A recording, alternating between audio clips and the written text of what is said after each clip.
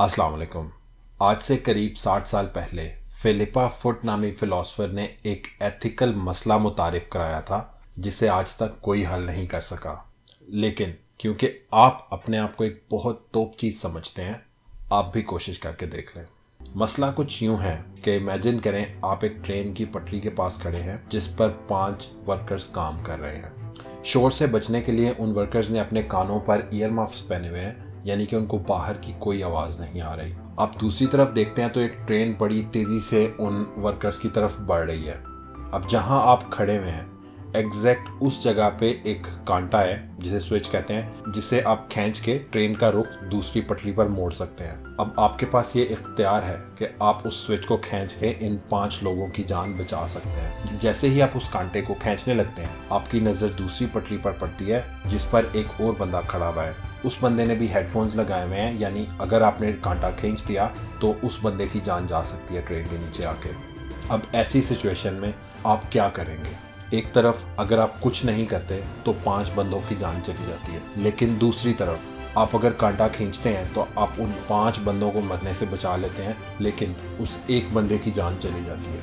अक्सर लोगों की राय में आपको स्विच को खींच देना चाहिए, जिससे आप 5 जानें बचाने में कामयाब हो जाएंगे, लेकिन एक जान चली जाएगी। अब आप डिसाइड कर लेते हैं कि आप वो स्विच खींच देंगे जिससे 5 बंदों की जान बचा लेंगे, लेकिन उस एक बंदे की जान चली जाएगी। अब उस स्विच को खींचने से पहले आप उस एक बंदे को गौर से देखते हैं तो आपको अंदाज़ा होता है कि वो बंदा तो आपका कोई बहुत ही करीबी है, गालिबन आपका भाई ही है। अब आप क्या करेंगे? क्या आप अपने भाई को उन 5 लोगों के लिए कुर्बान कर देंगे? नहीं।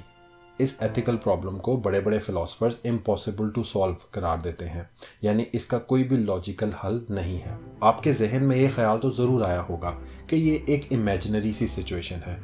असल ज़िंदगी में शायद आपको इस तरह की सिचुएशन कभी ना फेस करनी पड़े, लेकिन आप ये सुन के हैरान होंगे कि हमारे इर्द गिर्द बहुत से ऐसे लोग हैं जिनको इस तरह की इम्पॉसिबल सिचुएशंस डेली बेसिस पे फेस करनी पड़ती हैं। हमारे रेस्क्यू वर्कर्स को इस तरह की सिचुएशंस का अक्सर सामना करना पड़ता है।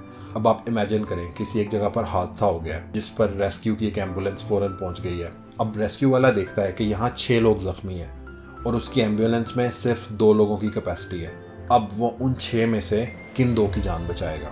वो रेस्क्यू वाला जिन भी 2 बंदों की जान बचाने का इंतखाब करेगा, वो ये जानता होगा कि उसके इस फैसले से बाकी 4 लोगों की जान जा सकती है। इसी तरह हमारे अस्पतालों के इमरजेंसी के शोबे में जो स्टाफ काम कर रहा होता है, उनको भी इस सिचुएशन का डेली बेसिस पे सामना करना पड़ता है। अगर उनके पास मौजूद कैपेसिटी 10 बेड्स की है और उनके पास बंदे आ जाए 15, वो किन 10 की जान बचाएंगे और किन 5 को मरने देंगे? आप ये सुन के भी हैरान होंगे कि बशमूल ऑस्ट्रेलिया अक्सर तरक्की याफ्ता ममालिक में फर्स्ट रिस्पॉन्डर्स और रेस्क्यू वर्कर्स की खुदकुशियों में ख़तरनाक हद तक इजाफा होता जा रहा है। और इन खुदकुशियों की वजह उनकी फाइनेंशियल कंडीशन नहीं होती, क्योंकि तरक्की याफ्ता ममालिक में पैरामेडिक्स को और फर्स्ट रिस्पॉन्डर्स को बहुत अच्छी मराहत मिलती है।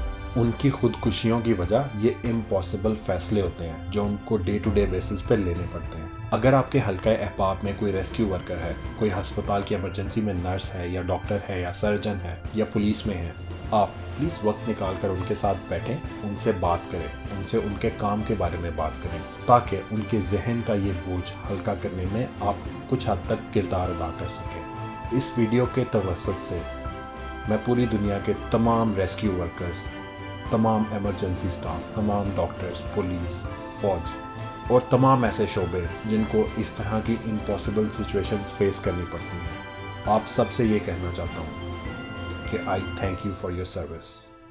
We thank you for your service. अपना बहुत सारा ख्याल रखिएगा।